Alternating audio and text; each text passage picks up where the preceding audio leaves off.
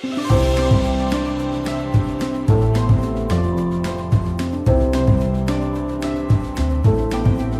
particular story is one we're really fond of, especially because of where we got it from.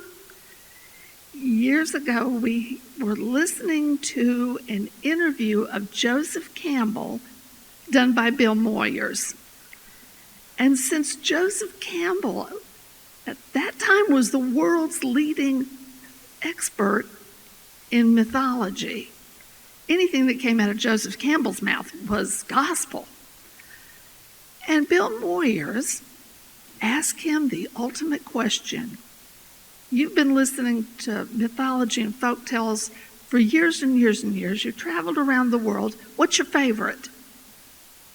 Well, with that question, Jean and I stopped everything and just froze. We had to hear this. And then he proceeded to tell an incredibly abbreviated story that we'd never heard before. So we went on a hunt, and it took us quite a while to actually dig up a couple of versions of the story. And they were not easy to find. So we decided to recreate the story for our voices and our interest. And that's this story. The Lion and the Goats. A great drought had gripped the land. It had not rained in over a year. All the rivers had stopped flowing. The grass dried up, turned brown, and blew away. All the watering holes turned into mud puddles and then dried up to crust. The animals began to leave by ones, by twos, tens, 20s, hundreds, and by the thousands. And the only animals that stayed behind were those that were too old and weak to travel, and they were just waiting to die. Now, there was one exception, and that was a lioness, and she was pregnant, and she didn't want to travel that way, so she decided to wait until her cub was born and then could walk beside her. But as the days passed, it grew harder and harder for her to find food to eat. She grew frightened. Finally, she woke up one morning and could tell by the changes in her body this was the day that her cub would arrive, and she was weak with hunger. She had to have some food. So she decided to go on a hunt, hopefully to find something to eat. She listened as the wind blew past her ears. And then she stopped, lifted her nose, and sniffed the air. Goats. I smell goats. She went over. So she walked over to a cliff that was nearby and peered down below. And there she saw a little hidden spring bubbling up. Around that spring was a little pond. Around that pond was a small patch of grass. And feeding on that grass was a herd of goats. Food. She hoped she was strong enough to capture one last meal. So with what little strength she had left in her body, she jumped off that cliff and landed with a splat. Now, all the goats had scattered in terror. And when they returned a few hours later to their little green valley, they discovered to their horror, there in the middle of it lay a dead lioness. And beside that dead lioness was a newborn lion cub, and it was still alive. So the goats started debating among themselves about what they should do with this little cub, and finally they agreed they would just raise it as one of their own. And so the little lion cub was raised by goats. Now, goat's milk is really nutritious. It is. And that little lion cub grew big and strong on that goat milk. It grew too big and too strong, and soon enough the mother goat started to push the little cub away and told it was time for it to start eating grass. Needless to say, the things kind of went south for that poor little lion cub. Eating nothing but grass, he began to lose weight. And pretty soon his hair started falling out in patches. His ribs were sticking out. And his paws cracked and bled with every step he took. Anyone could tell that little lion cub was starving to death. But those goats, they didn't say a word to him. Now, by this time, the rains had come back, as they always do, and so again the river began to flow. And the mud wallows filled back up into ponds. The grass began to grow thick and green. And the animals began to return by ones, Twos, tens, 20s, hundreds. and by the thousands they all came back. And among those who came back was a magnificent lion.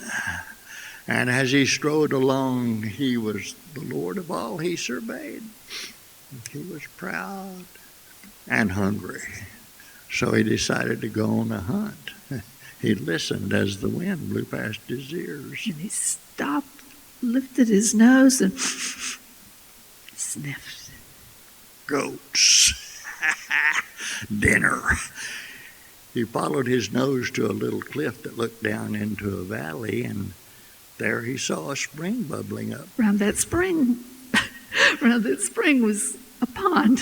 Around that pond was a patch of grass. And feeding on that grass was a herd of goats. Dinner.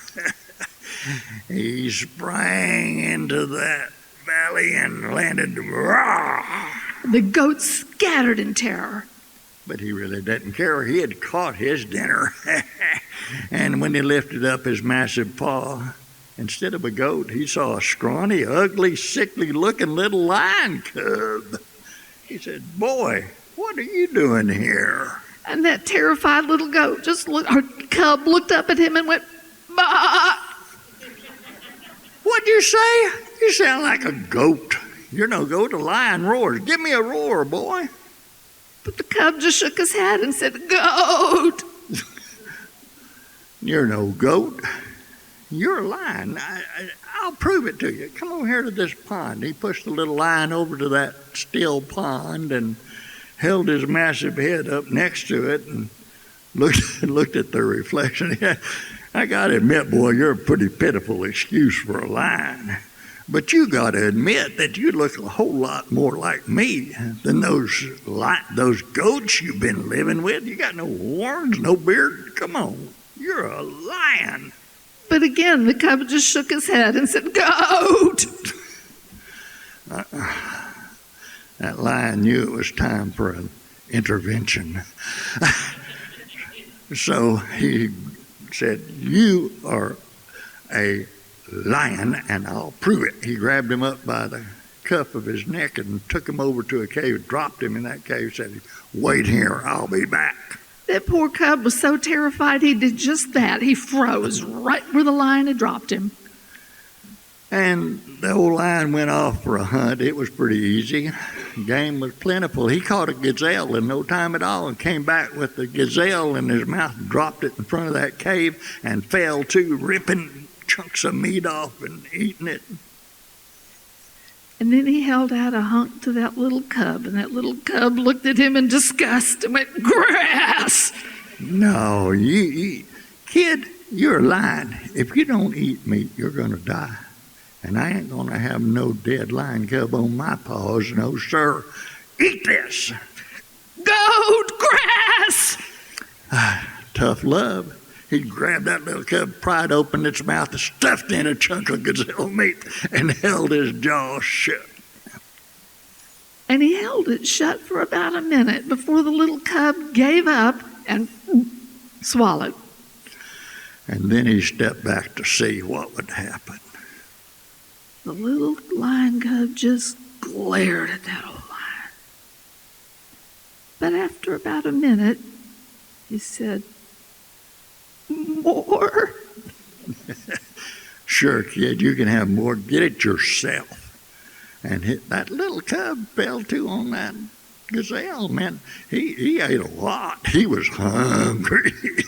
And with his belly all full, he sat back, and that old lion came and finished his dinner.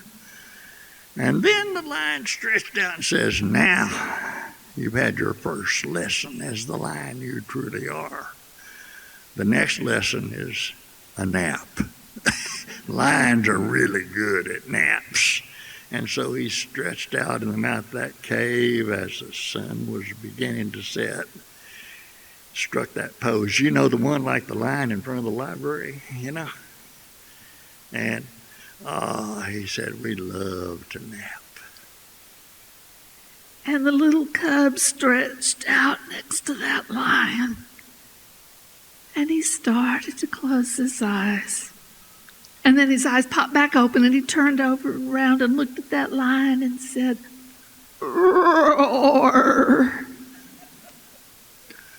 That is the story. Now, I'll spoil every movie you'll ever watch. This is the hero's journey.